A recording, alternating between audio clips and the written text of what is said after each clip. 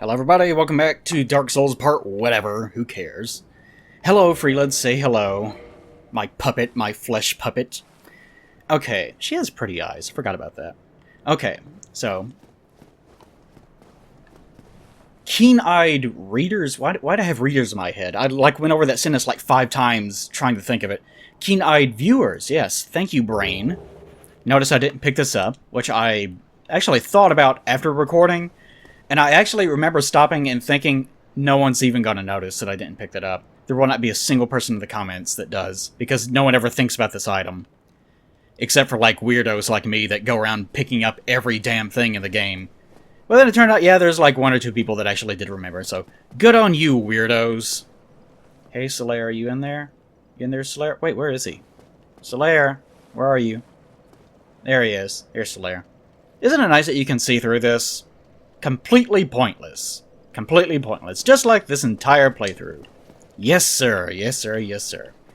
Okay. Let's hope that rolling off things doesn't cause the game to crash and make me have to restart the whole episode for some reason. Hint, hint. It didn't happen here, but it did happen. And I was not happy. So I just restarted the whole fucking thing. Okay. But... I do have too many souls. I was trying to remember. I had to do this last time because I've been on this route several times trying to get to that one point so that I could... Because I had to keep killing the big-ass giants and things like that over and over again because I got distracted because I enjoyed killing things. So, on the agenda today, I've already cleared out this area, is Ornstein and Smoke. That'll probably take all day. I probably won't do it. I probably won't because I know I've tried this once before. My shield and halberd idea, it might not work out. Let's just put it that way. I might get annoyed. I might get annoyed. Okay, so. This is also going to be difficult because I'm going to have to keep doing this run where I keep trying to run past these dudes. And like jump the staircase or go through the stairwell or whatever. And fight a Gravelorded Ornstein and Smo over and over and over again. Who can both one-shot me under the right conditions, and it takes me forever to plow through all their health, so it's going to be an adventure. That's what it's going to be. And I'm going to be trying to read off questions while I'm doing this. Hey there, red boy. There's plenty of red boys. By the way, whenever I did the first version of this video, which is now corrupted, thanks, Dark Souls, thanks. Whenever I picked up that first item, there was like 4 or 5 of these big red giants that were plowing up against each other, trying to get at me. But then I had to restart the game, so it just reset everything. So you guys don't get to have a good guffaw about that. Yay. Yay. Okay. I was getting mighty annoyed with Freelid and her awful range with a certain Black Knight Great Axe that I may have switched to at some point during my last attempt to do this. But we won't discuss that. Alright.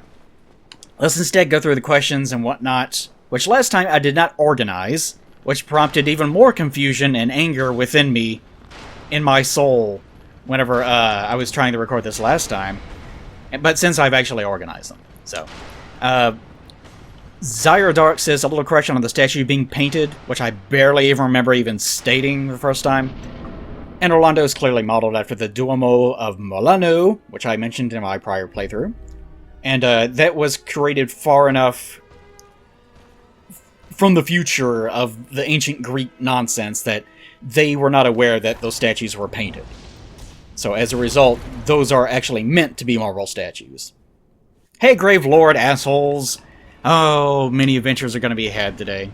I can tell it. Oh, goody. Good. I love being hit from behind the column. I love the tracking on that. That's really good.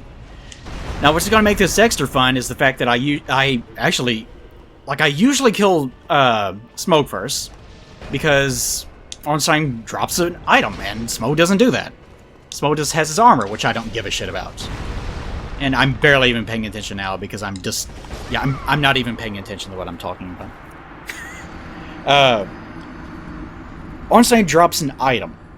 So I normally, because I'm a completionist, I just do that. And I don't care about the armor. It's one of those annoying things where I have to actually either cheat in the armor or whatever. I mean, you just buy it one way or the other. Like, there's no point to not doing that. But it's just really fucking annoying. So, usually I just deal with it that way. And this time I have to deal with it that way because I don't know what Ornstein is going to drop this time around. Because he's not going to drop his ring, because it seems like I already even have it. It dropped from something else that I can't remember. So, I'm kind of fucked. I have to do it that way. So that's what we're going to be... That's the reason why I'm doing that. But yes, I even recall... I recall in the first playthrough mentioning going into the details of what was modeled after what, like the graveyard and Nanolondo and so forth and so on. But a lot of the things in Dark Souls 1 are clearly modeled after other things in real life. So, yes. Minor correction. Not super important, but a cute factoid, I suppose. I see you. You stop drifting around these columns, you naughty boy. Just watch him. Like, he'll do his little lunge attack that he does sometimes. And he'll actually, like, stop it. He'll stop the animation in the middle, and then just continue doing it afterwards. It's crazy. I hate him. He's a bad boy. These are bad boys we're dealing with. Okay. Let's see. There's plenty of things to talk about today, but it's going to be difficult trying to get them all out. Especially since I've talked about them before. Hint, hint. So it's kind of difficult to figure out exactly where my train of thought stops and begins. I see you. I want you to bug out like you did last time. See, I'm not even using the shield. This is why I kind of stopped using it the first time. Because it takes too long. You know what? Hold on. I'll try to do this the hard, long way. Nice, long, and hard. That's the other reason why. Because most of the time you actually take hits in this fight, it's because this little dickweasel over here attacks you through his friend's body. He just pierces Smo's backside and just goes in on you one way or the other. And it's super annoying. I don't much care for it. It's bad touch town, and it's quite rude, to be quite honest. Haha, can't get through my tower shield, can ya? I'm a pretty lady, and there's nothing you can do about it. Okay, but on the subject of tower shields, Still Life 8 has a big long comment that I'm probably not going to have enough time to be able to get out. You come over here. You come on this side of the column, you go on the other side. Don't destroy the column. I need that to murder you. Well, whatever. See, he almost did. You show them what you did last time. I want them to see. God sakes, fucking targeting. Okay. The Still Life 8 says, I feel like a good way to do shields would be to have two states of holding up your shield. The first would be just holding your shield up, and the second would be holding your shield up and bracing against your shield. And he just goes on for like 80 paragraphs, because I guess he's like me and he can't stop talking. But the gist of it is that the longer that you have your shield up, the more stamina it drains, and if you don't have it up in time, you get like guard broken, or you have your poise broken, or whatever. The obvious problem with that, though, would be let's use a test enemy over here, is that you would end up with kind of this problem of, for God's sakes, no, we're not doing it that way. Fuck off. Doing this for testing purposes. This isn't the jerk-off party.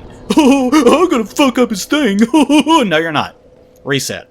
Oh, I wanted to be a bitch. Oh, you can't be one today. Silly dumbass. Oh, for fuck's sake. No. No. No, it is not happening. You're not doing that. I'm gonna keep resetting this until you behave yourself. You're not coming over here. Dumb, silly little bitch. Let's come over here. You never do this. Like he hears, oh, he's doing a demonstration. Better pull my cock out.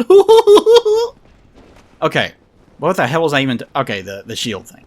Okay. But you would actually run into this problem of knowing if I time it like this and raise my shield at the correct time, then that you actually get punished for it. because that's not what the game wants you to do in the system that you're alleging here. So people would actually probably end up doing this, where they kind of walk up to the enemy, to the area where they know that they're going to attack, and know, oh, the enemy will probably attack during this period. And if they don't attack, even with your stamina drain idea, they would disengage, back off, wait a second, then re-engage. And just keep doing that over and over and over again. So that would be the problem that you would end up creating for yourself. It also punishes good timing, which you don't want to do. So that's not a... I see where you're coming from, but that's not an effective solution for shields. Usually whenever I talk about trying to correct shields, I actually employ almost the same solution, but in reverse to what you're thinking. So my solution usually is... No, come on, Freeland, come on. There you go, sweetheart. Good lord. You're just having a rough day of it, aren't you? So my solution usually is to get rid of the parry button entirely, and usually I prefer to get rid of parrying. I can hear someone else coming up here. Or someone's excited, and I'm paranoid about some butthole, some stinky butthole, coming up here and waving his butthole in my face, because he's a butthole. I can hear your footsteps. You're not tricking anyone.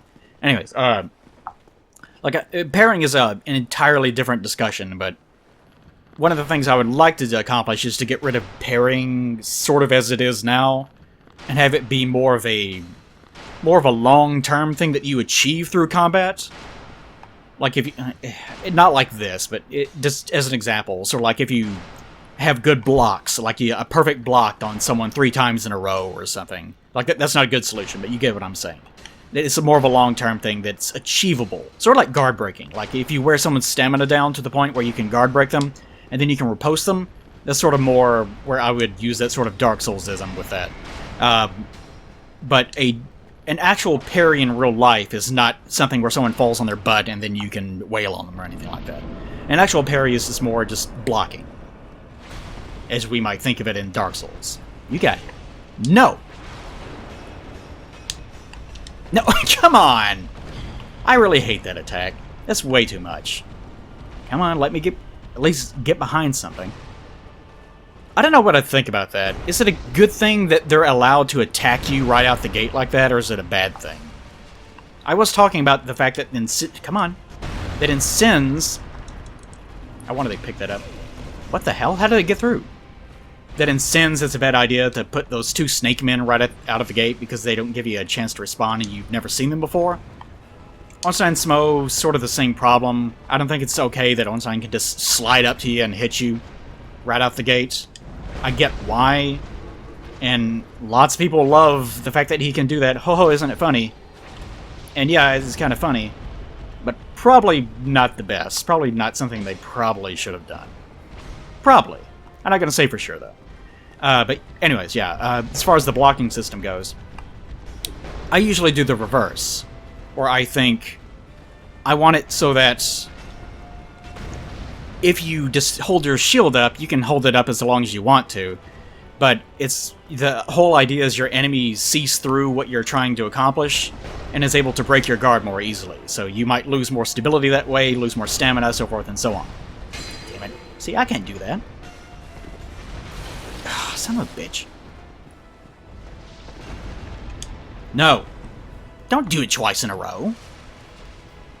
Hey, I told you not to do that twice in a row, and you did it anyways. Most unfair. Most egregious. So, the whole idea being that...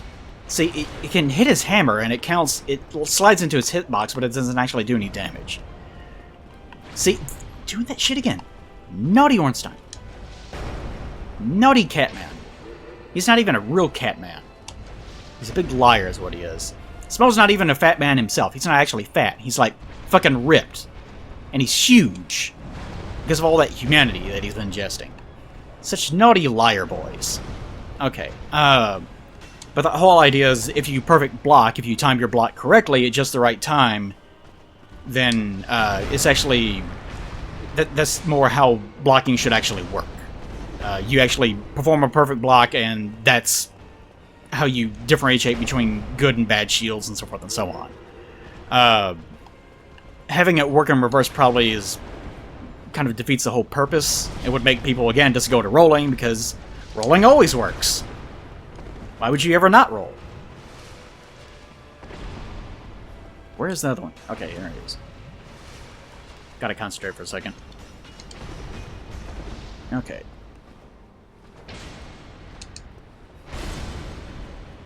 Come on. I've talked about... I think I even talked about this in my first playthrough. I've actually never been overly fond of the Ornstein Smoke Fight. Probably because it's kind of tedious, very laborious. It mainly just comes down to trying to space these two out and get them, like, trapped behind columns to ensure that you don't have to worry about both of them at the same time. But there's a certain amount of randomization to it, so it kind of almost feels like an... Even though it's not, it kind of feels like an exploit in a way. Better get away from that. So the first phase is fine. It's one of those things where I think Dark Souls bosses have too many phases and they go through too many iterations. I know people love having phases in boss fights. I know, what's the one in 3, the really forgetful one, where you're fighting basically just a Bloodborne boss in the DLC, and it has something like 4 phases. Not necessary at all. There's no reason why there should be 4 phases. But it has 4 of them. You fight her, then you fight, like, both of them at the same time. No, there's, like, one more. I can't even remember all of them because of that. But it's just a mess. There's no reason for that. I really don't like that about Souls. It's one of those things where difficulty becomes the obsession. But anyways... Like, I think the Ornstein and Smoke Fight would probably be a little bit better in some ways if it had just been one phase. And even right at, like, you don't get a bonfire or something, but you complete that boss fight and then it's done. You never have to do it again. And then there's a boss fight right after it, which would be this. Where the survivor, you get a cutscene, the survivor turns into this, and no, don't you do it. You get a cutscene and the survivor turns into whatever this is, and that's your next boss fight. Like, the fetishization of it being a multi-phase boss fight, I don't really get anything out of it. But anyways, yes. Shields. That would be my personal solution for shields, is encourage good timing, but it discourage people from just holding their shields up. God, I hate that move. Hits me every fucking time. It's like you have to just be out of range of the damn thing. Or else it will absolutely hit you. Okay. Come on. Stop abusing that. Oh, you old bastard. As long as he doesn't do that one move, I think I'm more or less okay. Even that, like that move is also a problem because of that. Where it has obscenely huge range and can potentially hit you twice. And the timing for it is awkward, and so forth and so on. So, right now, in theory, I could just go fight that phase all over again. But of course, because multi-phase boss fights, you gotta do it all over again. One of the things I never really cared about too much. It's not great. Okay. Come on, Freeland. There you go. Goodness gracious. And the whole thing about them having obscene amounts of health. Like right now, because of the mod, everyone has way too much health, which is what's slowing me down. That's the reason why I'm level 102 or whatever, 103 I think now. Just because that's the only way that you're really going to keep up. Otherwise, what was it? Otherwise, it would turn into... Like, imagine if I was, like, a reasonable level. Like, for the duration of the game that I've been in so far. I would probably be, like, level... I don't know, like 60 or something, at most. And as a result, just plowing through all of their health would probably take forever. And even if I were able to get through this boss fight, it would just take a nightmarish amount of time. Like, even if I one-shotted them, it would probably take a good 40 minutes just getting through all their health. Even right now, it's a little bit much. And I might do what I did last time and just go over to the Black Knight Great Axe, just because it deals more damage. No. Gotta keep them spaced. Like, see, I don't mind this exactly. It's kind of awkward, but it's... They match up well in terms of how they fight. Like, one is very big, very slow, hits hard. It's kind of easy to space them out because of their differing speeds. That works fine. That's one of the criticisms of the Throne Watcher and Defender fight from 2, is that they're both basically the same character, so you don't really get that. And he can attack through his friend's body.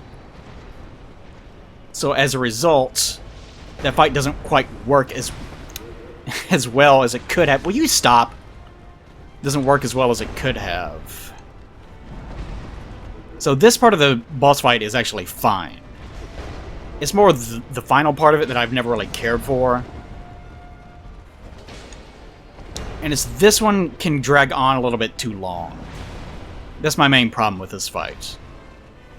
Is they probably have a little bit too much health for what you're expected to do. Their health would be fine if this was a one-phase boss fight, I think. Like, I'm not saying it's too difficult or anything, it's just that I've talked about this before, about how difficulty can actually... Really? The difficulty of a boss fight, or just general gameplay, if it becomes too difficult, like the counterpoint to this is usually, oh, you're not good enough for it, like that EP-ness shit. But if something is too difficult, like if you made all their attacks, for example, isn't it weird? Like his body is not a phantom, which tells you that it's actually a static model at this point, which is super interesting. Almost tempted to kill the other one, just to see if it happens in reverse. Oh, thanks. Thanks for that. How honorable of you. I better just go ahead and hop off, because it's not enough health. Let's see how long he does this. Then the difficulty, like if you gave all their attacks like one frame where you're able to roll through them. So they were technically something that you could actually deal with, but they were like completely unreasonable. Now, if you were good enough, then yeah, you could deal with that and you could get through all that. But even for someone that was just learning the fight and trying to get that good, it would be extremely long, tedious, and just involve a lot of resetting for really no reason. It would make the game boring. But that's the inverse problem of a lot of difficulty mechanics, is you can make a game more difficult, but you run the risk of it becoming tedious and boring. So that's something different. I'm not criticizing the fight right now for that, but, you know, this is a problem that you can run into in regards to that. I should probably get to another question instead of rambling. Let's see. I covered that about the shield thing, about how you should probably focus more on the good timing rather than punishing people for using it in the first place. Really, most of this comes down to good spacing, is what it is.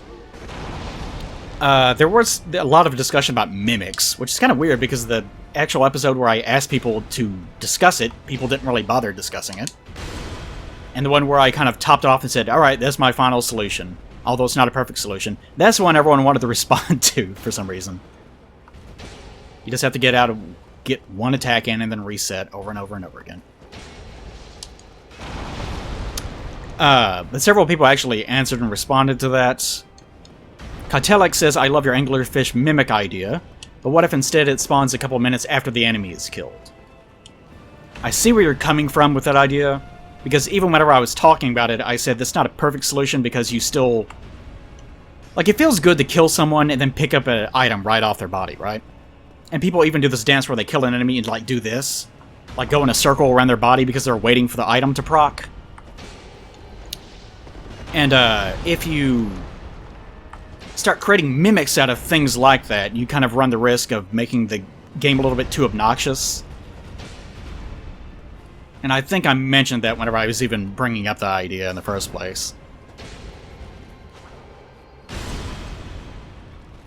But I see where you're coming from that. The whole idea being to try to avoid that problem of just mindlessly picking up items and being punished for doing so, because that would be extremely irritating over time. That's the reason why I kind of tried to end the episode talking about how to resolve that issue. I'm just going to put plenty of Estes of resolving that issue. The problem with that, though, is that it introduces a problem of backtracking. It might even encourage the developers to focus a lot on trying to force the player into backtrack so that they have that experience, which you also don't want to have. Ah, shit. Oof. I probably would have accidentally fucked that up if I had actually not fucked it up. So that's something you definitely want to avoid. In a Souls game especially, you usually don't backtrack through an area that you just got through clearing. Like, why would you actually go back to visit corpses of enemies that you've already gotten through? Alright, let's see what item he actually drops. Alright, got a soul, of course. And...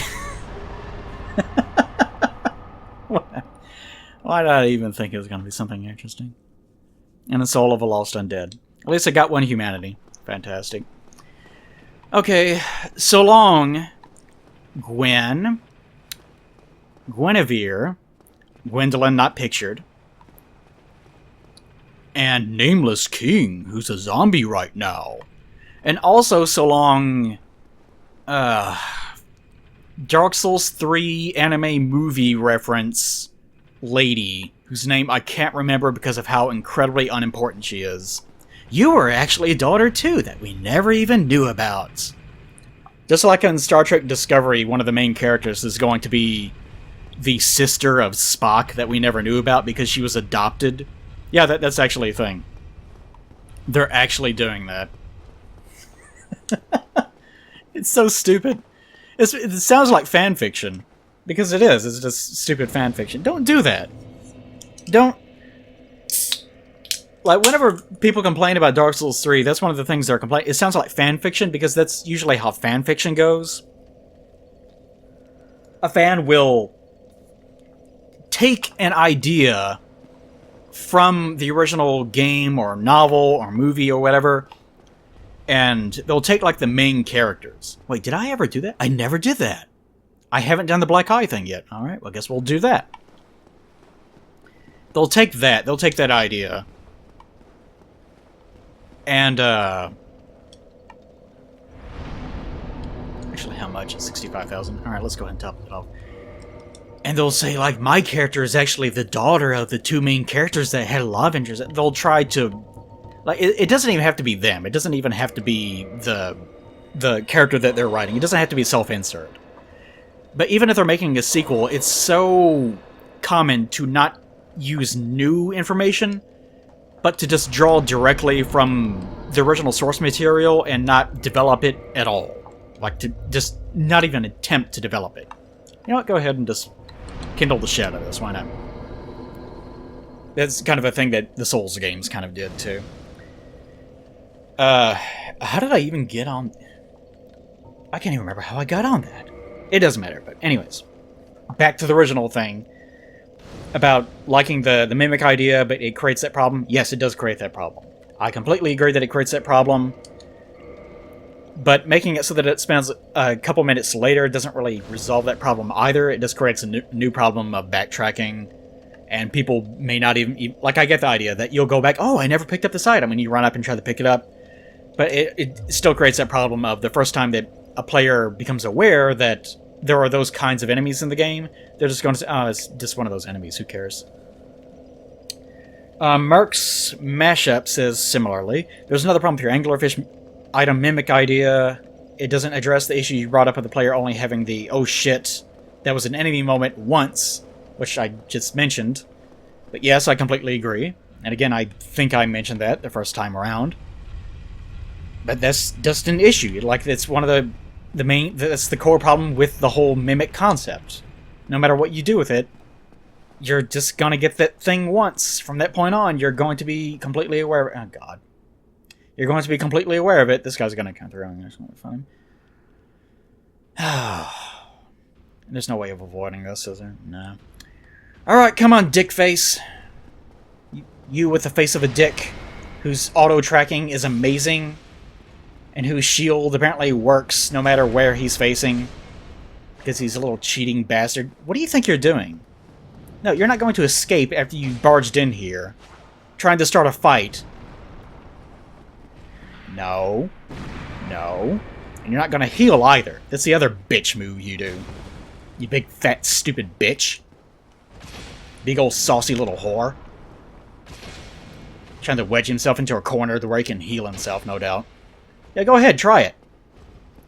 No, no, no, don't leave, don't leave. You know what, I'll take it. Oh, look, it did nothing. Eat shit. I don't even care that that happened. That's how good I am. That's how good I am with my magic shield that deflects all blows because I don't have to put any effort into what I'm doing. Okay, Black Eye Orb is what I'm thinking of. But yes, that is indeed a problem. And as I mentioned before, the only real way of resolving that issue is pretty much exclusively... Come on, proc already. Do I actually have to beat it? For fuck's sake. Alright, you two, come on. I don't care. What do I care? I don't. That's what I care. I don't care at all. Oh, and the archer too? Yeah, why not? Fuck it. And the guy that's manifesting out of reality over and over again? Yeah, him too. Come on, just bring it. Just fucking choke on it. Come on. Why not? I'm having a good day. Why the fuck not? Big stupid lawnmower man enemy. I don't know what that means. I'm just upset. I'm upset that I'm having to deal with this right now. Will you get out of... No, no. Bitch. You little bitch. And that didn't even hurt him. It's fucking bullshit. Oh, that actually broke his voice. Oh, really? We're doing this again? Wow, what a fucking coward. These enemies should not have had the ability to heal themselves. They have the shield. There should have been another enemy that was somewhat similar to them, that was also like a big giant creature, that also, it didn't have a shield, but it could heal them. That's what it should have been. If you're going to put two of these guys together, that's exactly what that should have been. Okay, so now in theory, yeah, okay, now I can do it, yeah. But yeah, the only way of resolving the mimic problem is to just have everything be a mimic, which, again, creates the same problem. And as I said the first time, my real solution, just don't have mimics. There's no point to having them. There were one or two people, for some reason, I think I even mentioned this in the first time, suggested, well, just have one mimic in the whole game. Which is like, I don't mean to offend you guys, but that's astronomically stupid. For the main reason of, a single enemy model in a game takes a long time to make. Like, just making a single character in like a fighting game or something can take months and months of work. Making a single enemy character in a video game, it's not like a day's work of, well, the shit went out. It takes a long time, and you want to have it once? And that might... Oh, that's weird. Oh, it's because I have her human form locked, so it's not allowed to set me to be a blue phantom. That's pretty neat. That's pretty neat. Okay, the aggression mod is on. So you would think that with the aggression mod on, then they would all rush me right away. Let's actually try to avoid that, if at all possible. Because just rushing in and trying to face fuck all of them is not the best solution. Now, do you see me? I think he sees me. They're probably scripted so that they can't move until you go X range or something. That's probably what's actually going on. I don't need you on anymore. Let's actually bring out our Funtime Adventure weapon. Yes. Funtime Adventures for everyone. But yeah, that's my actual solution. Just get rid of mimics. You can have them one time ever, but the only reason why you would develop a single... Like, even bosses are usually reused in some ways. So the only time that you would ever actually do that, go through the trouble of introducing one enemy of a single type throughout the entire game, would be if, and only if it was a boss enemy. Really? We're doing this now? And some people have suggested that make a mimic a boss.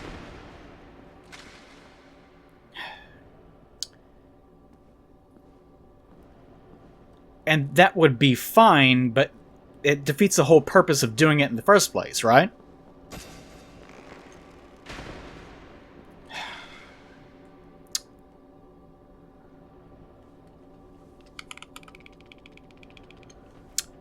Okay? Because in order for a boss to exist in an area, there has to be a big wide open area, right? Is he already guarding? Little asshole. So are you really going to walk into a big arena that has a single chest? Are we really doing this? And say to yourself, oh, that's definitely not anything to worry about here. Okay, yeah, that's where this is going. No fun for Eli. No fun for Eli. Whatever would happen if I just rush up here. Not many people do this. This is the same exact area. You know what? Let's show that off. Let's just run around for a bit. So long, ass face. Let's just run along here. And you'll see that even here, there's a fog wall sealing up and repairing the window.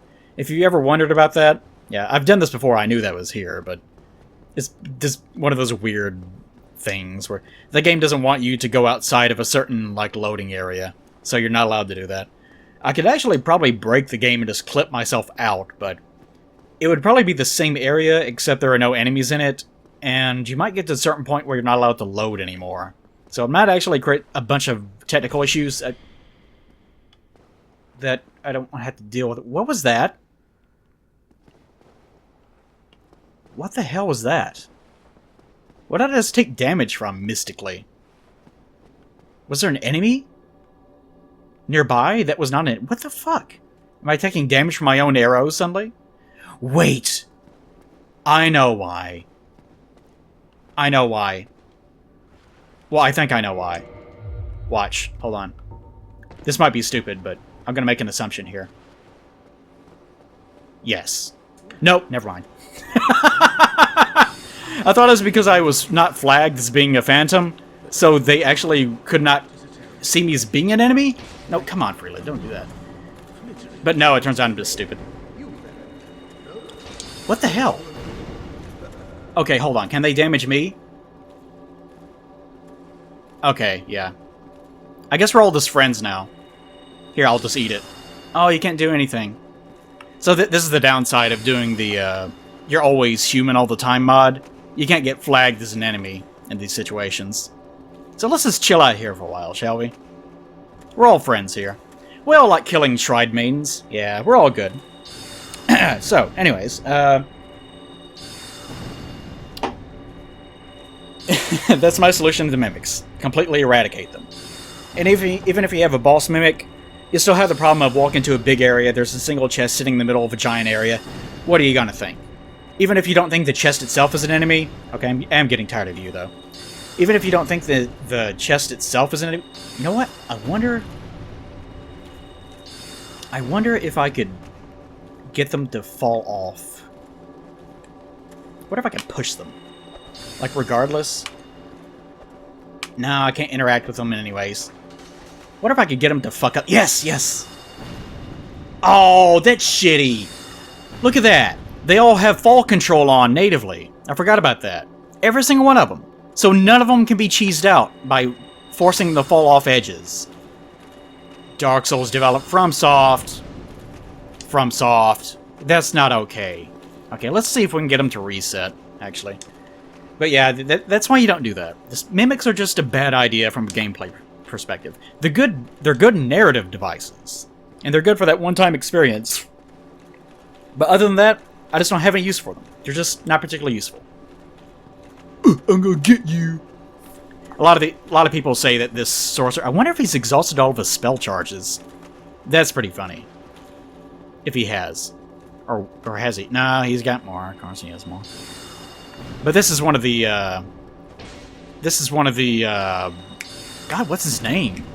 But one of the New Londo guys that sealed it up. Holy shit, I can't think of it. Anyways, he's one of those, I guess. Possibly. Although, since we are inside of his world, then again, time's convoluted. But he might be... But he might just be a guy that's dressed up that way. Because obviously we've already seen, like, the warrior guy. We've already seen one of him. So maybe that's... Uh-oh. Bad time. We can't do anything about it now. Guess we're trapped here forever. Yes. No, oh, never mind. But I've never bought too much into that theory that that's actually that guy, but, you know. He does wear the same clothing, so that's there, in case you want to make that your headcanon. That is sort of the nice thing about some aspects of Souls, is that even if there's no credence to certain theories, they are there in case you want them. And in some cases, they're so batshit crazy that it doesn't matter if there's any credence. It doesn't even matter if the game hints at it at all, just make it up anyways. Okay, let's try to get somewhere to where I can tab over and unfreeze myself as being... Oh, that's the noise of that thing, yeah. Unfreeze myself as being one of their enemies. Really, I should just You know what? Actually, I've never tried this. Oh, I can't quit. It won't let me. And they're so adamant about catching up to me that I can't do this safely. So I'll probably end up dying to this one or the other. Anyways, okay. Wanted to read out one more question first. Andrew Williams says, Blake, what is your viewpoint on speedrunning and challenge running Souls games? Which I will answer as I get myself killed by switching my hollow state and visual type. And I don't think they can hit me yet. Good, good. Let's try 1, see what happens. No. Let's try 2 and see what happens. Yes. Okay. No. So I think I'm just fucked one way or the other. Fantastic. Okay, let's turn that off entirely and see if we can fix this with some good old-fashioned self-murder. Let's see what happens when I reset my health points to 0. There we go. The perfect solution. Way to go, Friedland. Okay, this time let's not have my visual state locked, because that fucks up too many things. What do I think about speedrunning and challenge runs? It depends on the game, of course. Oh, now we're hollow. Fantastic. It depends on the game, of course. As far as Souls games go, like, challenge runs I don't have any tolerance for, really. Like the playing, like beating Orson and Smo with your feet, or like with a pumpkin that you plugged a bunch of wires into or something, whatever. I would never do it. It's cute. It'll get you views, however briefly, but otherwise, it's kind of just stupid to me. But that's kind of the point, is that it's a novelty because it's dumb that you're doing it. It's fine. Speedruns I'm a bit more interested in, because Dark Souls is already kind of speedrunny in the sense that you're running past enemies a lot of the time. So it does have that element, which is super interesting to me. I've actually attempted the speedrun Dark Souls a few times, and I got the route down, and I got to where I was having okay clear rates at certain parts, but as far as Dark Souls goes, the problem I was really having with it was that there are certain tricks in Souls games. I wanted to throw this aggro immediately. Okay, we'll see if this actually works this time. Please don't attack me first thing, because of the aggression mod. Yes. Okay, let's see if we can have fun time adventures this time. Although this time I shouldn't have to even use the bow, because he should... Please, dude, come on. He should have aggroed right away. Let's give it an old college try. There we go. Oh, they're all angry. That's not okay. Oh, yeah. I'm sure you're super angry about it. No, get away from him. Okay, that's one. Ball trick. Don't you poison my attacks. You naughty boy. I've already had to deal with naughty boys once today. I don't have to deal with 5 or 6 different naughty boys. You can see him bring out his bitch dagger, because he wants to parry me. However, briefly. He does have an in his offhand, he does have a parrying dagger, if you did not know. That is a thing. Would you stop? This is another annoying thing that Dark Souls players will do sometimes. Where they'll just run at you and try to get you to, Come on, I want to kill! I want to kill! Come on! Yes, Jesus, come on! Damn it, you... fucking... Ah! Bitch hid behind that shield and actually managed to survive. Whatever, it doesn't matter if you don't kill them all. But I always like to try to kill them all. That's why I was trying to space them out and kill them off one by one to ensure that I could. Oh well. It is interesting, though, that those guys don't really seem to scale the same way. Like, because of the mods and stuff I'm running, they should have had a lot more health and done more damage, but I guess it's because they're not flagged. They're flagged as being human-style enemies. It may have not affected them. Maybe that's what's going on. Anyways, we got her dumb soul back. I'm going to switch back to my bodacious, bootylicious body, if you don't mind. So let's go ahead and do that. Turn into a supermodel once again. There we go. Everything's looking good now. Yeah. Okay, now what the fuck was I doing? Oh, yeah, we just got through doing that. Okay. But as far as, like, that goes, speedrunning and everything else, I like speedrunning. Like, it's kind of interesting, but there are plenty of tricks in the game. There are plenty... Will you stop? God, you guys are such cowards. There are plenty of tricks in the game, like, primarily the, like what I'm using now, the Black Knight Halberd move set swap from the S-Stock, if you know what I'm talking about. Basically, I want to demonstrate this, but aggression mod, hold on. But basically, there is a exploit in the game where you can place the moveset of an item, or a weapon, onto another weapon. So, in this case, what speedrunners will do is there's like 2 weapons, I think, let's see. It's not the partisan, I can't remember. It's not the pike. That have, oh, I can't, I haven't been there. Yeah, the randomization drop, god damn it. But you place, just pretend, god damn it, pretend that this is an S-Stock, I guess. I'm not gonna go through the trouble. But basically what you do is, you'll do something like, I forget the exact order, but I think you have to have a bow in the other hand or something. And you have to sort of run and jump, and then go into your menu, and switch out, like, the bow for your halberd, or whatever it is. It's something like that. Obviously I don't have much experience with it. But if you do that while you are in mid-air, like, this span of time, like, even before you even land, that's how fast your menuing has to be. Like, I can't even, hold on, let me, like, see, I just can't. I can't menu like that. It's not in me.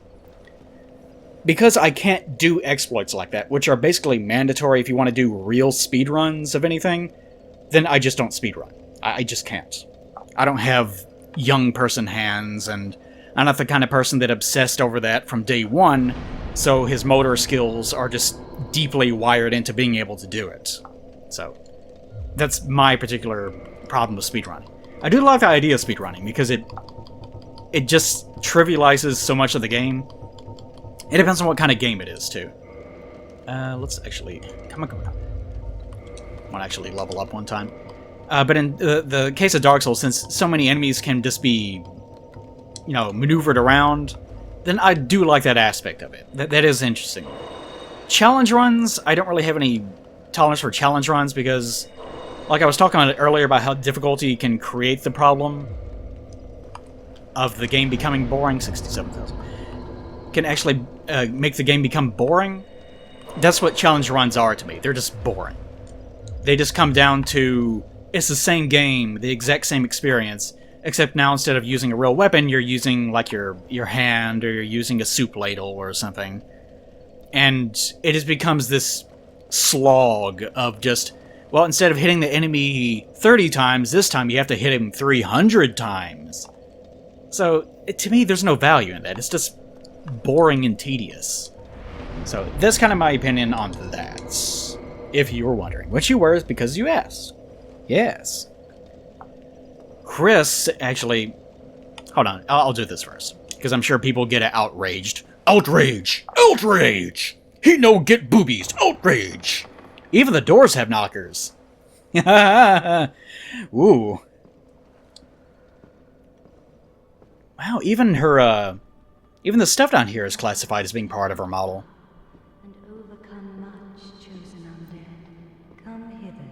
And actually, if you can clip behind her, the back of her model is not even modeled.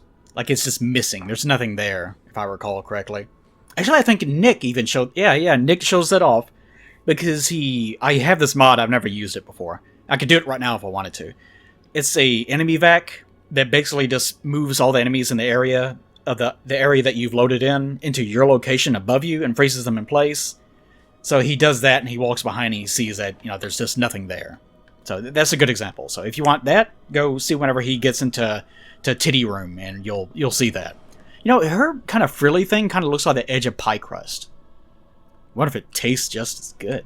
Oh, chosen of the dead, I am You're not even real. daughter of Lord Gwyn and Queen of Sunlight. Since the day father is wounded of He obscured his form by burning himself. I bequeath I like how he obscures his form by basking himself in radiance. Which does sort of make sense, I guess. and beseech Succeed, Lord Gwyn, and inheriteth the fire of our world by setting yourself on fire. We don't mention that part, though. shalt endeth this eternal twilight and avert further Undead sacrifices. sacrifices. That is true. Linking the fire does avert the current crisis of the undead and prevent more undead from having to be sacrificed. So if you're ever wondering where you get your information like that, there's plenty of instances of characters talking about it. There's one of them. Okay. Now, there's something... Maybe I should skip ahead. No, I didn't write that one down, but someone did say that their favorite covenant was actually this covenant. Oh, chosen of the dead, Which a lot of people don't even think... They have a covenant? Yes, the Princess Guard covenant, if I remember correctly. Ooh, man. One of those things I just never think about. One of those things where you basically have to cheat in the rewards if you want the rewards, because you're never going to be able to use it. But several people in the comments actually did talk about this. The differentiation between covenants and why you enjoy them. Look at that thigh gap. Look at that phantasm thigh gap. undead, and Look how big her thighs are. Father Gwyn, Fucking legs are massive. oh, chosen That's a childbearing woman right there. You like that the modeler himself is like, no. It's a dress. Fuck it. I'm showing this. a grave and arduous test of mental Yay. shall be. Yay, it be. Indeed, we had felt the warmth of fire, its radiance She doesn't really say much of substance, does she? without fire. Which is kind of appropriate for a character that exists to be beheld as a thing of beauty and signifying how important the gods are. And she doesn't even really exist. She's just saying a lot of bullshit that doesn't mean anything. She's employing a lot of sophistry and a lot of... That's not really the word for it.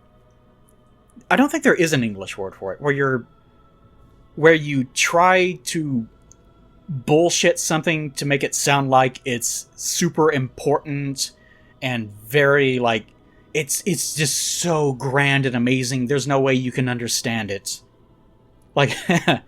Like if you watch the movie Inception or something, a lot of that is just complete nonsense and bullshit, but it's presented in this mystical light that's supposed to make you think, oh, this is really deep, isn't it? When it's actually not, it's just stupid. Like, there's no word for that, I don't think. It's just kind of just bullshit. But that's what she's doing. She's inceptioning you with her dialogue, which is just nonsense. Now thou shalt go forth, chosen undead, And put on some pants, or don't, whatever. sunlight forevermore. Mm-hmm. Okay. That would look pretty nice if it was just this color already. Of course, not with the phantom blackness or anything to it, but just this deep red color. Looks pretty nice. So long, big titty lady. I'm not gonna hurt you. I like your titties too much, because they're big. Actually, I'm not much of an actual big breast person. I'm more about proportion. People always debate between... Like, that's the point of my little modifications to her body. Like, I don't focus on having big breasts or a big butt or whatever. More, it's about the proportionality of the human body. Even with guys. Like, there's general mathematical rules that everyone actually doesn't really think about, but do exist, that they follow, and that's what triggers attraction. I've talked about that in my art gripe videos, about how even if you look at like a squash with a face drawn on it or something, it's like, that's a sexy squash. Not just because of the face, but because it has this hourglass figure and it's perfectly proportioned. Yay. Kind of appropriate in a way. But I won't kill her because of that. She has good proportions. Okay, but I was talking about the Covenant thing. Lots of people had a lot to say about Covenants in general. And I understand why someone would say that the Princess Guard Covenant is their favorite Covenant. Even though it's pretty much useless, it doesn't really give particularly great rewards. The miracles that you employ in that Covenant are not very good at all, and so forth and so on, blah blah blah blah blah. I understand. Because some people did differentiate in the comments that, and I don't know if I said this or not, like the reason why I would consider the Bell Tower Covenant to be my favorite would just because it works. From like a lore standpoint and from a standpoint of just like the idea, the concept behind it, I don't really care about the Bell Tower. Like, ring the bells, I'm fucking weird in shorts! Who cares? It doesn't fucking matter. Let's deal with the assholes here first. That doesn't actually matter. I don't get anything from that. Really? I just like that Covenant because it actually works. As far as the idea, like which is my favorite Covenant, just as far as its concept, its idea goes, it'd probably be something like the Blue Sentinels Covenant. Because I really like the idea of going into someone's world to rescue or help them, impromptu. Like, it's kind of the same thing as the co-op Covenant, except there's more of a kind of a mystique, there's more of a delivery of atmosphere behind it, and I really appreciate that about it. Let's talk to you, I guess, if you'll talk. Well, fancy meeting you here. You did much for me up above. I am grateful. You know, I was thinking, forget the old folk. Yes, that was me. You're doing? I was wearing pants back then. You may not recognize me, I suppose. Yes, I knew it. It seemed like an unlikely coincidence. Well, am I fortunate? This light of Katerina thanks you sincerely. Please, take this as a token of my gratitude. It's so weird that he can give you a miracle. I've talked about this numerous times, about how confusing miracles are. Like, are they actual physical items? Are they actually, like, little parchments that have things scribbled on them? Why does it matter that they have to be little parchments? Does the power come from the parchment? Are you just reading it? And if you're reading it, couldn't you just memorize it? Like, it's fucking weird. Just don't think about it. Is the actual answer. Don't think about it. There you are. Yes, I haven't moved at all. There I am. There's nothing worthwhile up above. No worries. Venturing is my life. I'm prepared for the worst. Adventuring is your life. That is true. There's more, like, little things in the original Japanese that paint him... Like, it just such much... It is so frustrating that I can't really go into it. No, I didn't talk about that yet. That was in my previous attempt to record this. I forget what his name is. I can't remember it. But there's a guy that does, like, the true timeline of Dark Souls, which actually is full of factually incorrect things, and my problem with him is that he makes too many assumptions, and then he comes up with really grandiose, crazy ideas based on those assumptions, when there could be, like, multiple interpretations of the things that he's saying. He does that sometimes. But that's like a year-old video. This one's more recent. It's the Japanese of Dark Souls. I'm sure you can link in the description. I'm not trying to trash him or anything, by the way. But he does a good job of running through all the... Not all of them, but a good job of kind of running through little things about the original Japanese that clarify some aspects. And even in that video, he kind of makes too many assumptions about the things that he's reading. Maybe I did mention this.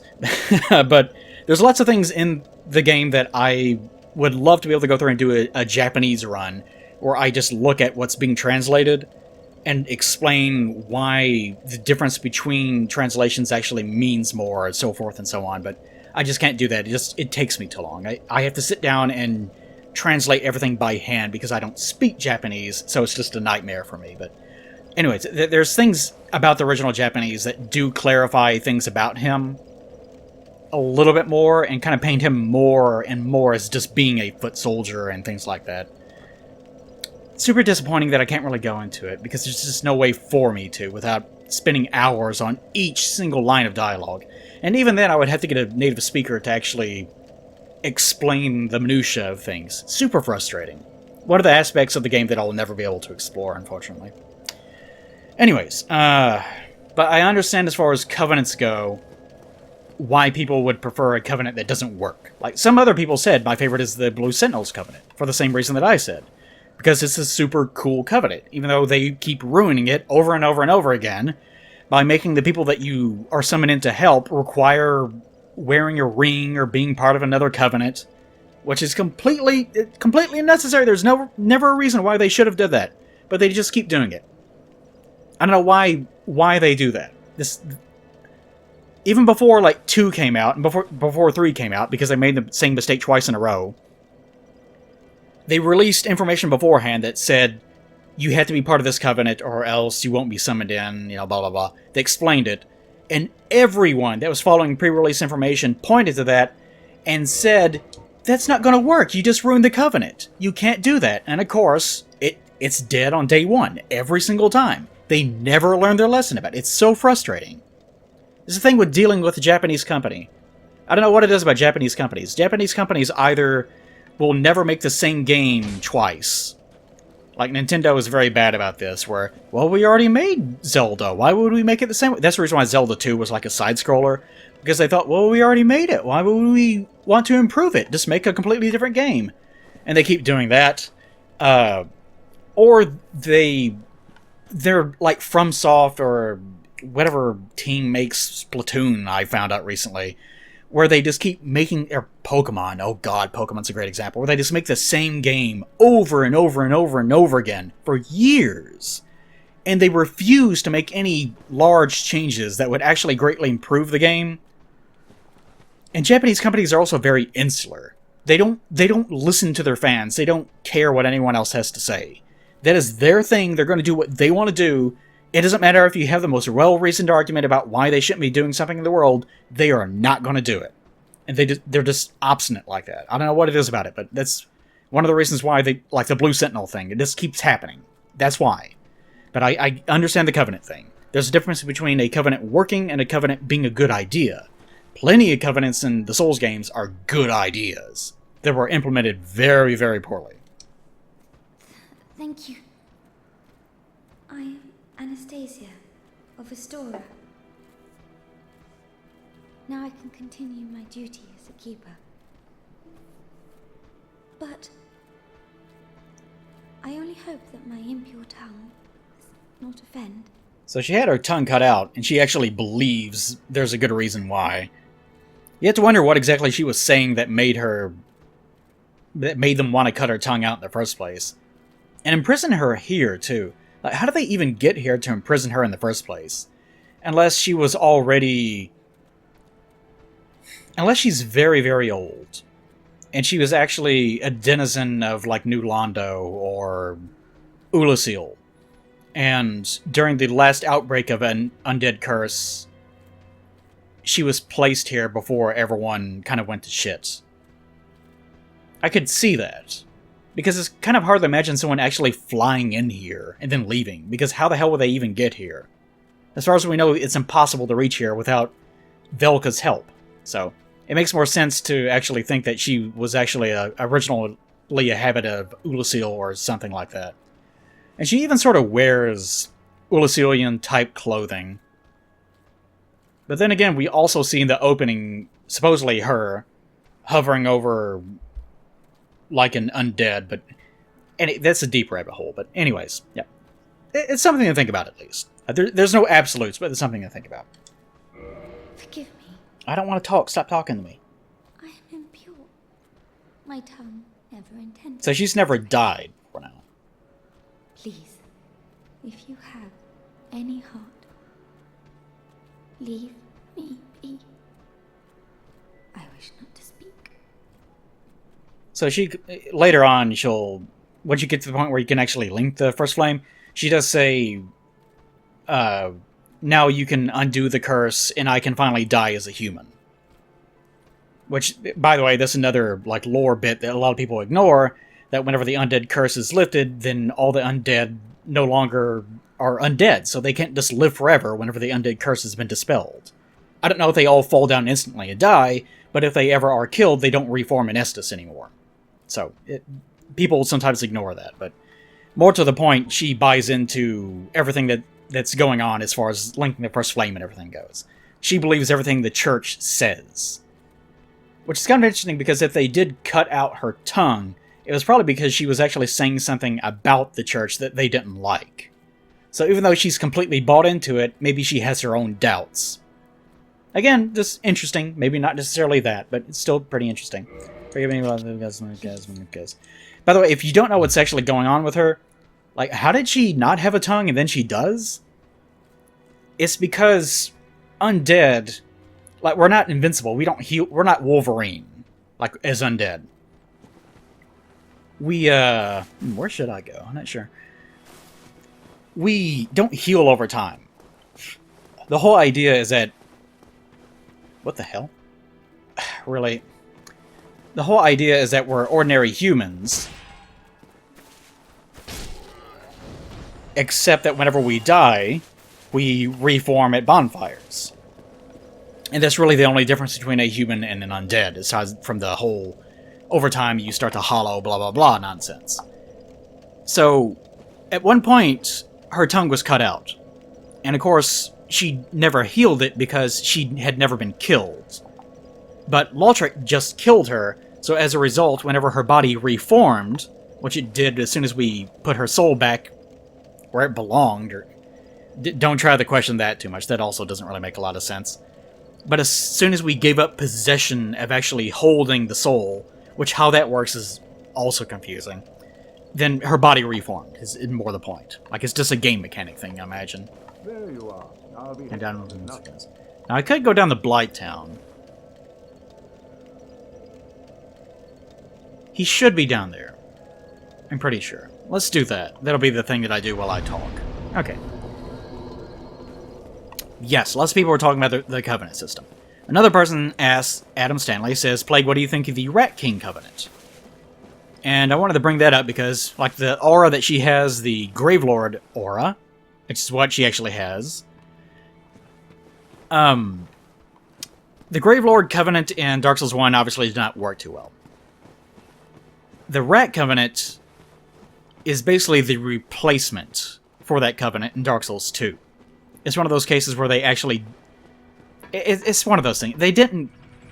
It's so weird. They kept the Covenant, sort of, but they completely retooled the entire concept behind it. Which is fine. I appreciate that they did that.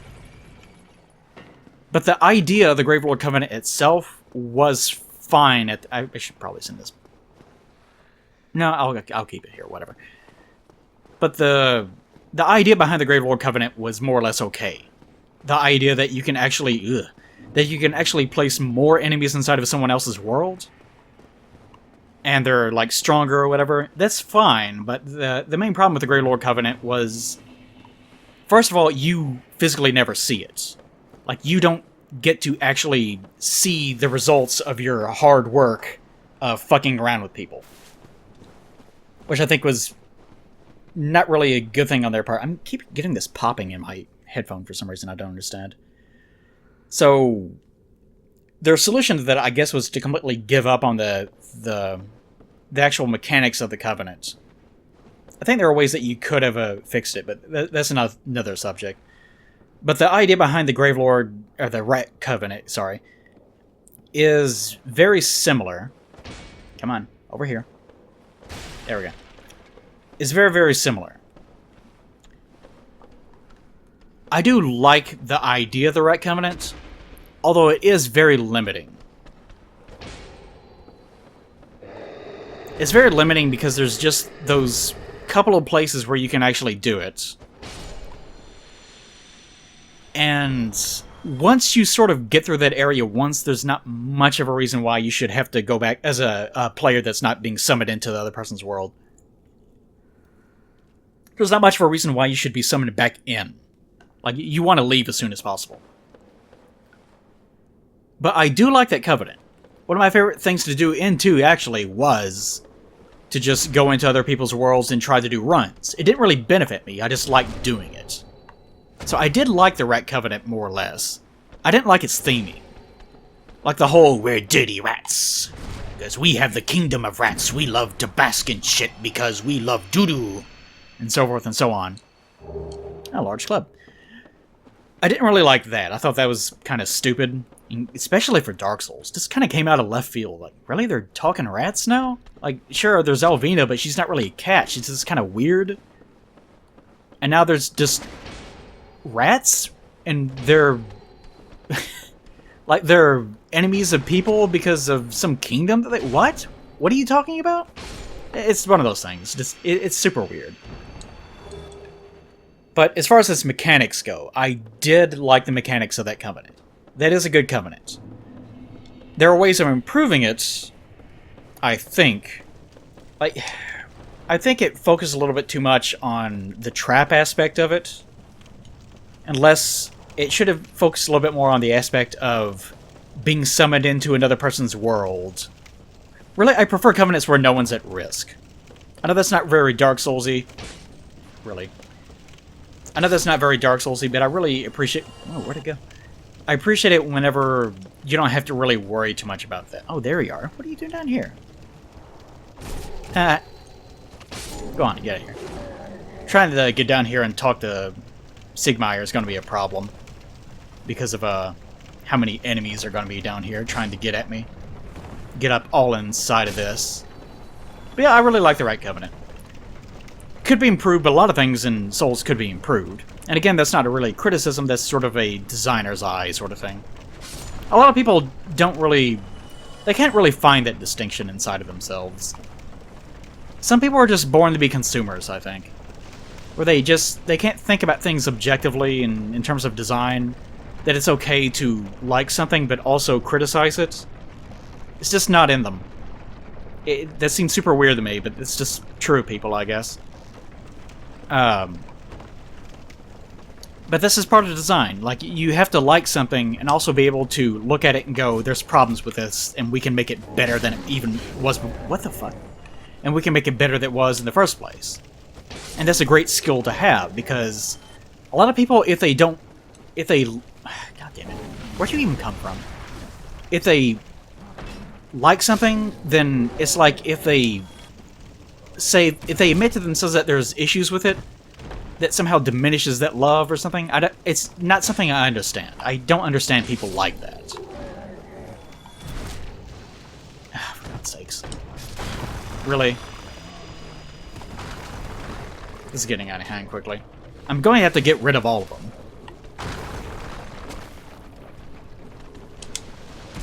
I have to get rid of all of them, or else... For God's sakes! Get out of here. Or else I won't be able to do this.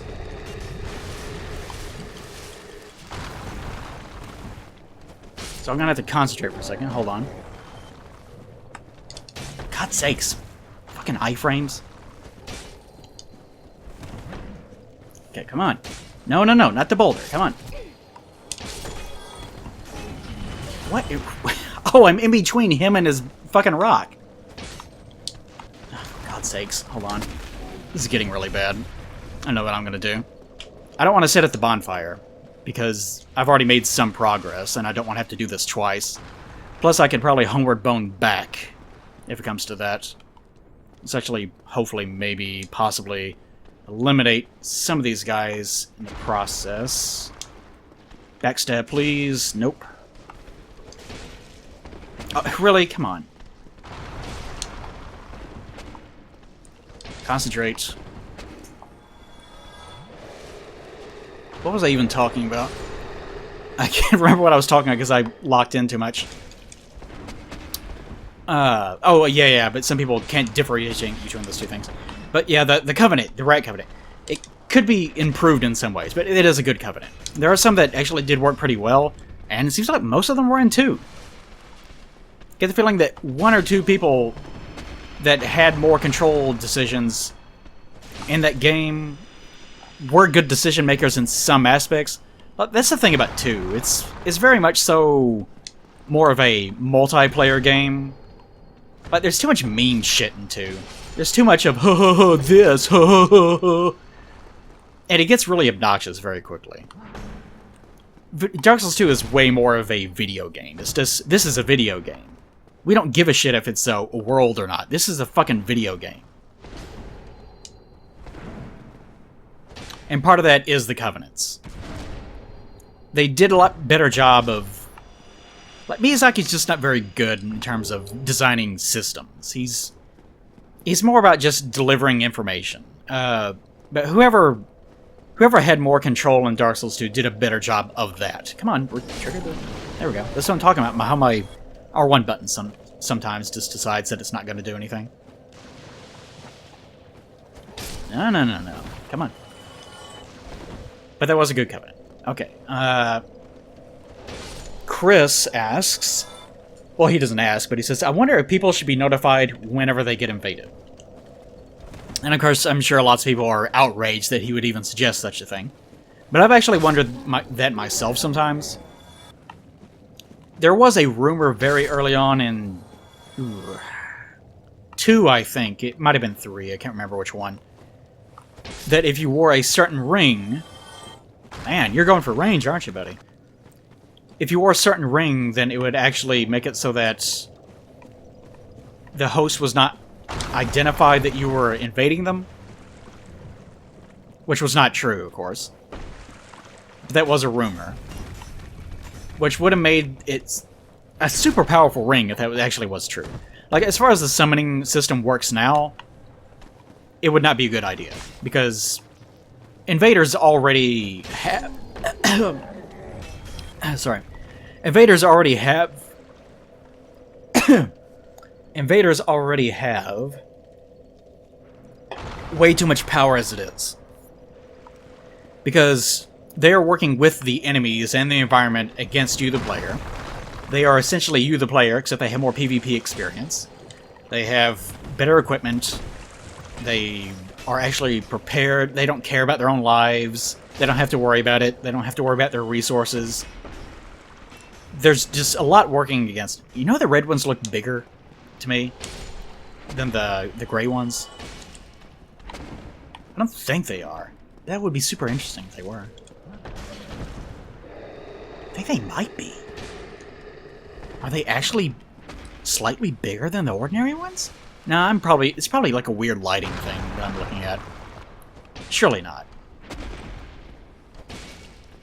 Go on, go away. Whew, okay. You perish, give me your poo-poo. Thank you. I really need that poo-poo. Need it for throwing at people later. If I can find a good reason to. I really want to throw a bunch of poo-poo at someone. That's going to be a lot of fun. Okay.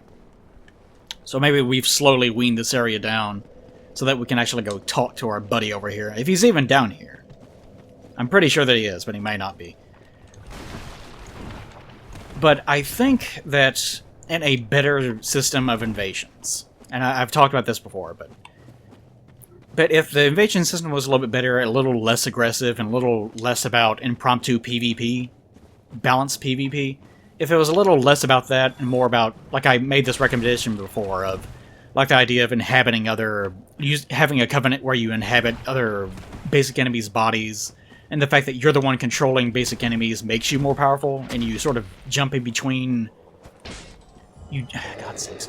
That you jump in between enemies as you die is your source of power in that covenant. Come on. Come on, roll. I've talked about that before. But if covenants in general worked a little bit differently, not being notified would actually... It depends on the covenant, what it does and everything. Would actually probably be pretty nice. Because being surprised by someone would make a lot more sense. It would make more sense if... Like, even if you invaded and you kept all your normal shit, except you're just way underpowered as you were normally... Like, even to the point where maybe you were even like a one-shot kill, but you got like a couple chances to respawn, or something. It's whatever the balancing is. It doesn't matter.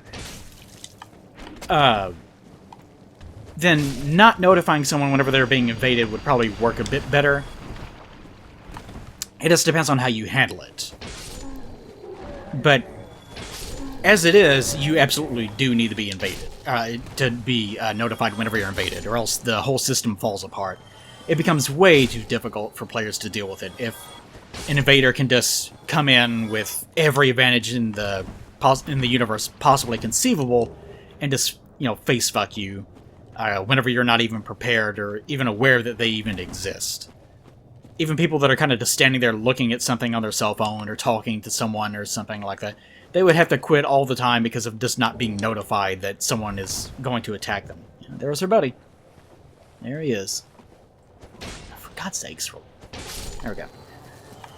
So, I do think it's a good idea, but it would have to be for a very particular kind of covenant. It would not work as is. It definitely would not work as is. Even if I could swear sometimes that it actually has happened to me. I really hate the fact... These guys are not infinite, by the way. I heard Pat say that on stream once. They are not infinite, but there are a lot of them. I think they respawn... Oh gosh, I don't remember the exact number, but it's more that they're very slow, and there's always two of them. So you get the... So you get the impression that they're infinite.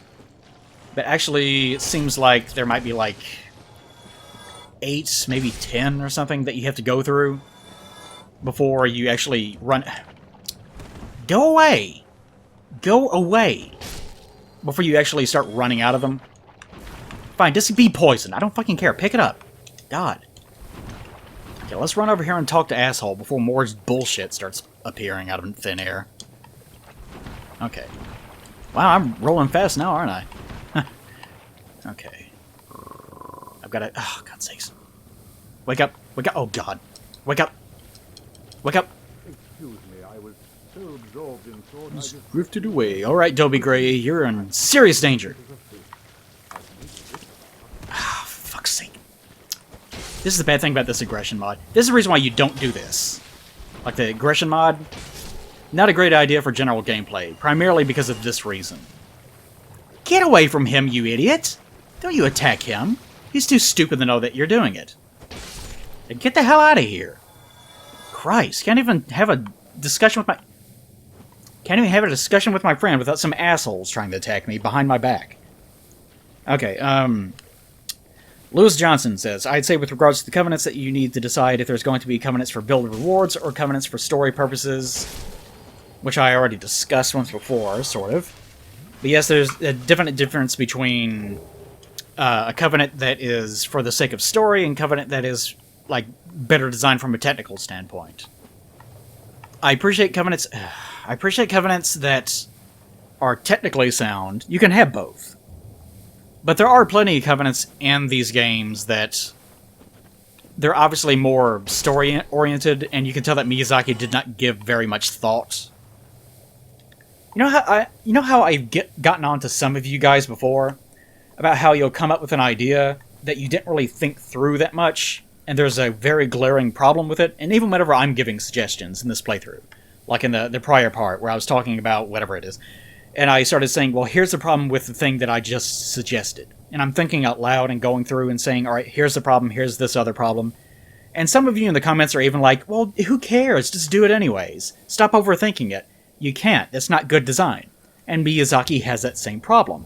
He doesn't think things through enough. He comes up with an idea, he doesn't actually think about its consequences, and that's why you get covenants that no one uses or they barely work, or their functionality is confusing, or so forth and so on. Like the Gravelord Covenant in 1, or the Blue Sentinels Covenant in either one of the other two.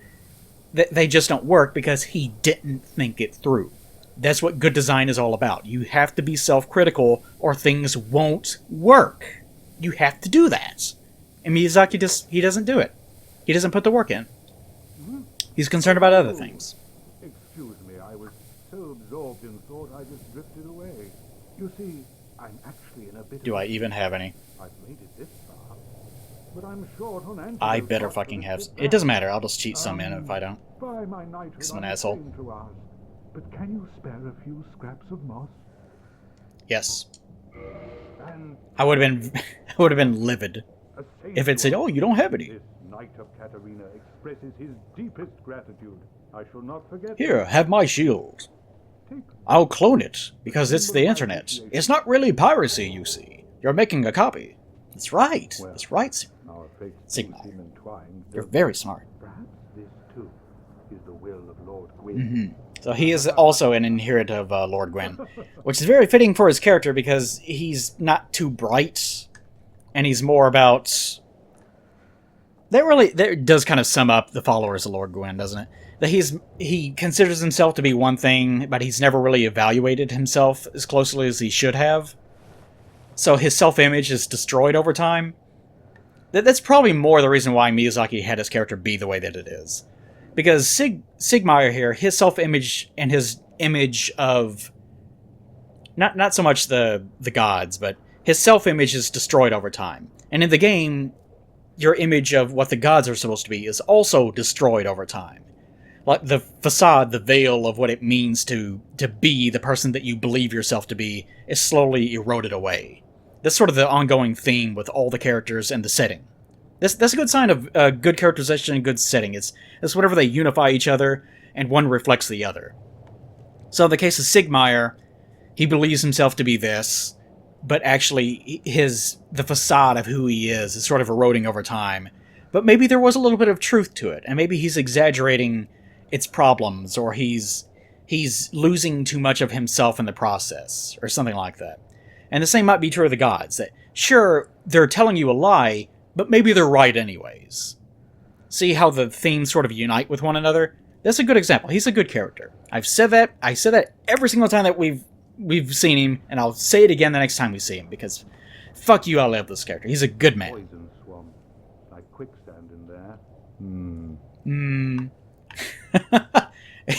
Couldn't you just say, that swamp, it's almost like a swamp. The poison swamp. Quicksand in there, yeah. That's fascinating. Okay, so I'm not going to deal with Shiva right now. Should I? Tell you what, let's just go back over there. I hope I don't get poisoned. Please roll free lid, free lid, free lid. Yes! There we go, okay. You can't get through this whole area without being poisoned, but it is a pain in the patoot. It certainly is. I can't get back over there without being poisoned because I don't want to have to deal with it. Let's do that. This is the path for that, by the way, if you've wondered. You basically just have to get from this point to this point. The only other sort of problem area is way over there near Quilana. Getting to her, I think you absolutely must be poisoned. No, I think there is one route, but you have to have good clothing for it. But normally, if you want to get to, like, Quelaag without being poisoned, you absolutely must go this route and go all the way around and kind of hug the shoreline. So that's how you do that, if you've ever wondered. Okay, let's get back over the U. And hear what you have to say. I do have to murder you, though. Which I hope goes well. Because your asshole friend back here. I don't see anything. Yeah, I know. I know. And you guys probably don't even... You're not even... Hold on, no one... I knew it! I knew it! I fucking knew there would be some asshole. I knew it! Jerk. Okay, talk to you. Hello again. Strange to meet away from the clan. What are you doing down here? But while you are here, how about some equipment? I love collecting these things, but I can only keep so many. And you know, you are a friend. I'll sell them cheap. Shiva's another example of cut content that it's good that it stayed cut. Like I said before, some people are just obsessed with, no, content! I don't care if it's good or if it breaks the game. I want content! Lots of people are like that. Shiva works better whenever he's... Like, Shiva's original storyline was... He wants a sword. It's the same Demon Soul shit all over again. He wants the sword, the Chaos Blade, or whatever. He sends you to go get it, to bring it back to him, and then whenever you give it to him, oh, I have the Chaos Blade, let's test it on you because I'm evil, oh, and then you kill him, and then you pick up the Chaos Blade and whatever else he drops. A generic, kind of pointless, meandering storyline that leads to nothing. He's much more interesting whenever he's just sort of a suspicious ally that is just sort of there as dressing, you know, to lean up against boards that don't exist. Much better to use this way. One of those things where you add by removing. It's one of those things. Okay, so I don't have a flamberge. I don't have any of these, actually. I have a shotel. Don't have the uchigatana. I'm gonna need all these. Plus I need this too. Well, I don't need it, but I'm gonna get it. Okay, so, hold on. I see. You have a sharp eye for truth. Suits me fine. I'll be seeing you. That's right. Okay, here's what we're gonna do. I hope I have enough of these. Let's see, 20,000. Actually, hold on. 20,000. So I'm gonna need 25,000. I have that. I have this. I'm pretty sure I have a shotel. I know there's one. Oh, right. The drop changed, of course. Item randomization. I forgot. I might find it somewhere else. I won't worry too. It doesn't matter that much. I'm not going to use it one way or the other. But you know me. You know me. I gotta have everything. Sorry. 25,000. 30,000. 50,000. Already have one of those. Yes, I have one of those. I have one of these, I think. So 55,000 is what I need. So should be okay. Because one of these is 20,000. Okay, so we're set. So I don't have to worry about that. Otherwise, I might have had to do some suspicious things myself. Okay, so we'll thank him, and then probably give him murder afterwards to keep, of course. Yes. Washing pole. Didn't have enough, actually. What did I just buy? I need a claw and... what was the last thing? I really don't have a demon spear? Right then. I see you in the forest. So I always feel bad about actually killing him. Like, I need his shit, but... Oh yeah, demon spear. I was going to check and see if I actually had one. If I did, I didn't upgrade it. That's super weird. Huh. Oh, okay. Let's just pop a couple more. It won't matter. More of them might manifest magically out of something. Again, I'm not really trying to level up right now anyway, so it doesn't matter. Okay. Demon Spear and Claw. Even though I will never use it, but it's there in case I ever actually need to reference it. That's why I do this. Right then. I'll see. Okay. Let's remove that. And commit a murder. Actually, for funsies. First.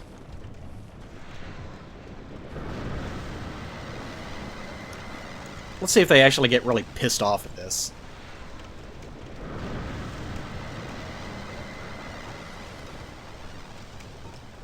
He seems nonplussed by the fact that he's breathing in all this poison gas. Nonplussed indeed. Okay, they just don't take poison damage. Man, he's a bad fighter. You. Is he trying to heal? What's he doing? Oh, no you don't. Your friend's already dead. Doesn't matter one way or the other. Okay. So, couple dead weebs. The world is a better place. Yay, humanity. That's my new word. Humanity. Oh, they are guaranteed. Huh. Wonder why he didn't change that. Humanity, Morikumo, and Iron Shield. Humanity, and does he give the ring? He does. Huh. Huh. They actually did guarantee drops. I did not expect that. That's super weird. Okay, well, one way or the other, let's go back to Firelink. Okay. We covered Covenants, that's nice. Let's try not to get our ass blasted open by myriad numbers of hollows. Cthulhu the Spy says, if the Light Soul is strong during the Age of Light and the Dark Soul is strong during the Age of Dark, is there also a corresponding age where the Death Soul and the Life Soul is strongest? Good question. I actually thought, before Dark Souls 2 came out, that maybe it might have covered that. Come on, L1. This L1 button deciding not to work. I thought that the game might be covering that, because that is an aspect of the four Lord Souls, the four Lords or whatever, that the game just never explores. You can really tell that that Dark Souls is really an evolution of Demon Souls' story, and that he just did not give a whole lot of thought to the life and death aspects of it, because it's just barely covered at all. The life soul gets a little bit more, well, firebombs. Oh well, so long firebombs, maybe. That maybe you could say that the life soul gets a bit more coverage. The witches do get a bit more information about them. Did I ever... I can't remember if I ever killed the Solemn Demon. I can't remember. But like Nito and they never get anything. They never really go into it, do they? Oh yeah, we have to go to the archives. That was the first thing I need to do. They never really go into it. So Nito and the witches don't really get much information. Like, the witches are used as an excuse, really.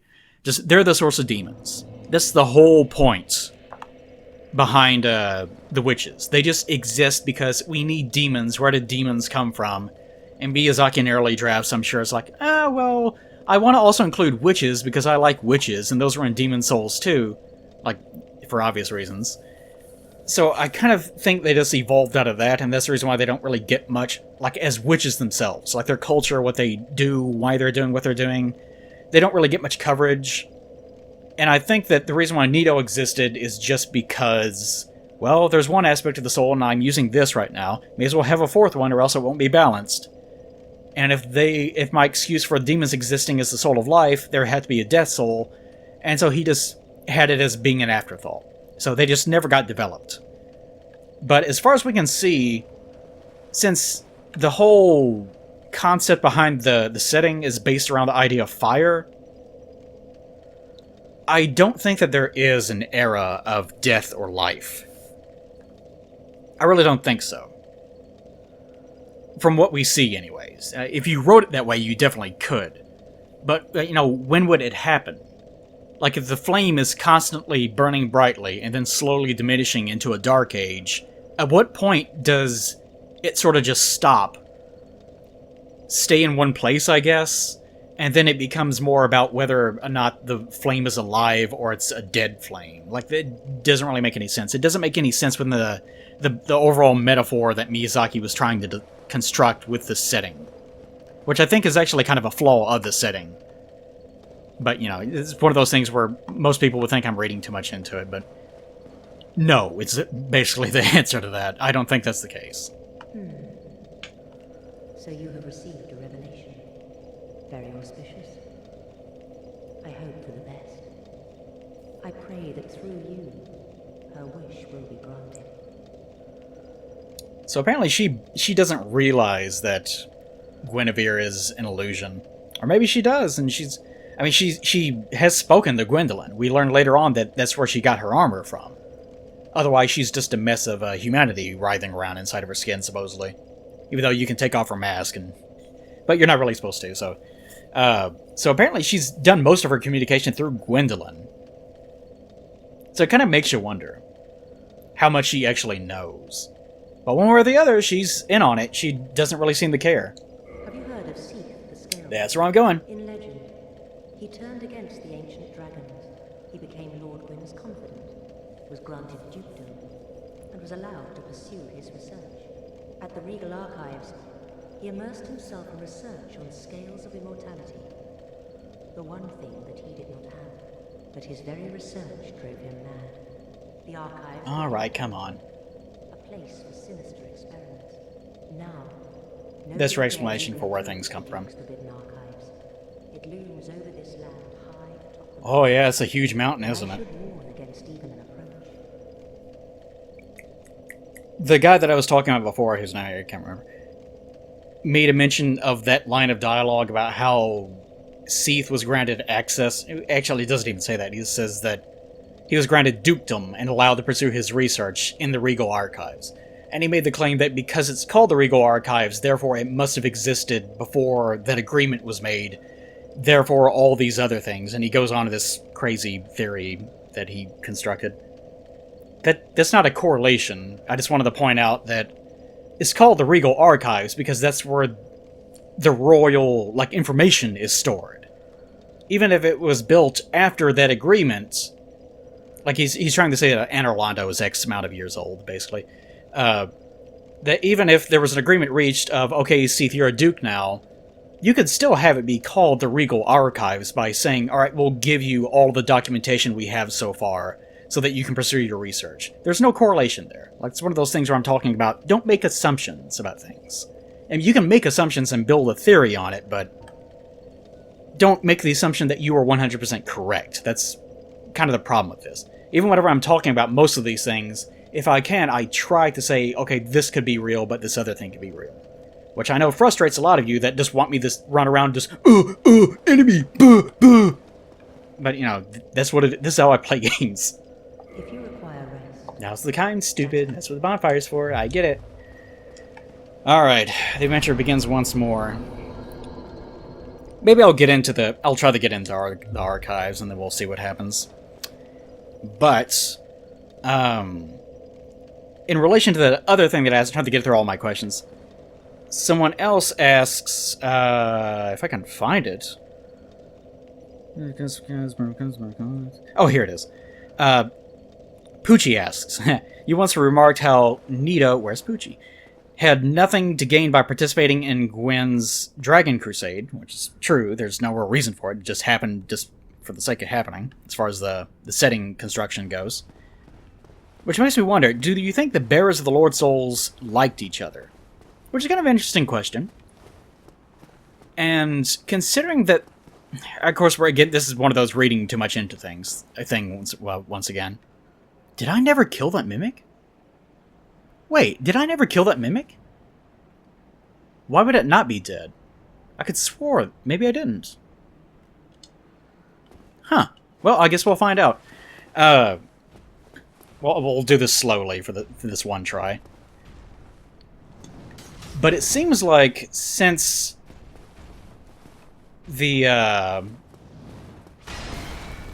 witches had their own language, which we've established before. If we're going to bullshit an answer, let's do it this way. Had their own language, so forth and so on. And they were isolated. They kind of lived on their own. Oh, I hate that. Then it seems like they didn't really want to be involved too much with Gwen's politicking. And the gods really only dealt with humans because humans were numerous and they were kind of necessary in the grand scheme of things. Oh, for fuck's sake. Trying not to get over to that doorway to where he can bait in more enemies. So I kind of get the impression more they didn't really like each other, or more that they didn't really have close ties. They probably saw some common reason to cooperate with one another, and that apparently the dragons wanted to stop them from inhabiting the upper world for some reason. Why, we don't know. And if the dragons were made of stone, then why would they care about anything in the first place? But that's another thing. But I kind of get more the impression that there was a common agreement between all of them that they just needed to cooperate so that they could clear out the upper world. Which is kind of weird because Ash Lake is established as kind of being its own world that is not connected to the one that we actually inhabit. So how come whenever they got to the Ash Lake portion of things, if they didn't exist in it in the first place, how come they just didn't just keep going up? Just keep climbing the tree. You wouldn't have had any problems. That's where you ended up anyways. Why were you attacking the dragons, you idiots? But yeah, I get the impression that it was more just... this is what I don't like about this shield. You have to be cute and do like little rolling maneuvers and stuff to be able to... Like this shit. You have to physically be inside their bodies for your attacks to actually land. And it doesn't make the game's mechanics look good. Like, it looks bad whenever you do it this way. Like, there's no reason why their shields should work whenever they're hopping around like idiots. No reason for that. Okay, Well, let's not do the same mistake we did last time, where we forget about this guy over there. This guy. Really? His range is that good? Bitch. Yeah, I know. Follow up. Oh, I did it 2 times. I'm so good. Yeah, okay. Don't back in the corner, you dumb bitch. God's sakes. What a fucking coward. Don't even know if he's actually real or not. I mean, like, these things could be automated, like automatons or something. We don't know. They could be actual, like, giants, but it's one of those things. I don't think Miyazaki really cared one way or the other. So I probably didn't really give it that much thought. He just wanted giants in this game, and that was the end of it. Okay, you come over here, you little bitch. I'm gonna heal in front of you just like I did with your friend. Okay. But yeah, I probably don't think they were... I don't think they were enemies, necessarily. But they probably didn't really... I don't want to say they didn't get along, but humans and gods particularly don't really get along. For obvious reasons. I wonder if Nito and the witches didn't get along for some reason. No, wait, I probably just threw a Lloyd's talisman at him. That's probably what it was. Ah, well, he can die anyways. I'll just murder him. Just for the fun of it. Just to show that they don't drop anything. Oh, well, I guess he does drop something. Oh, right. Okay. I'll show that he doesn't drop anything. I dropped something for you? Shut up. Shut up. That's wrong of you to do that. Okay, but that question answered, I guess. I'm almost done with this, thank God. Okay, Cat's Purr, cute name, says, the giants here actually have faces modeled under their masks, and they're disturbingly human. That is... Oh, fuck, I forgot. This is one of the things I never liked about this game, having replaced this fucking Lord vessel. Which means that you have to make a decision on which one of the dumb serpents that you're going to be working with, no matter what. Completely forgot about that shit. I don't agree with that.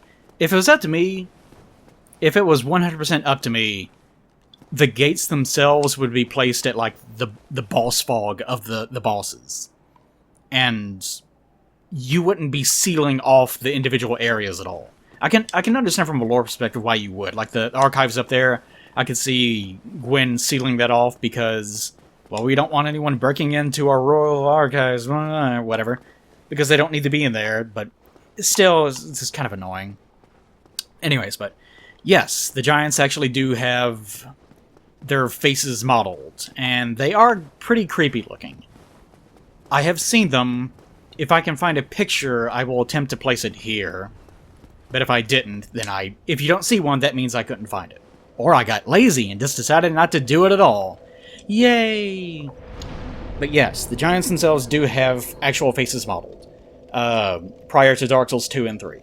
And they, in fact, just kind of look like big dorks, is what they actually look like. Okay, so we actually got sort of something done. We beat a single boss. And we talked to Sigmire. Oh, and we killed Lautrec. That's what we did today. Wasn't that nice, Freeland? Wow, we sure got a lot done, didn't we? What a horrible episode this was. But that's what happens whenever you guys make me stop.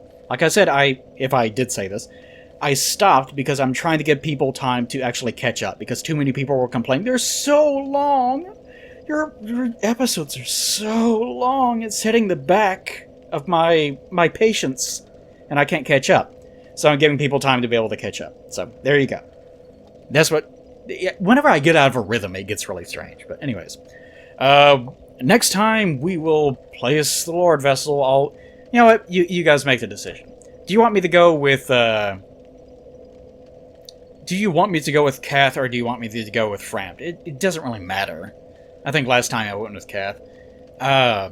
It might be more appropriate for Freeland to actually side on the side of Frampt, considering she's so fire-based and whatnot.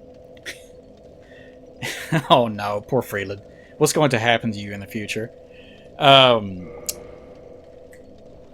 But you guys decide. I don't care one way or the other.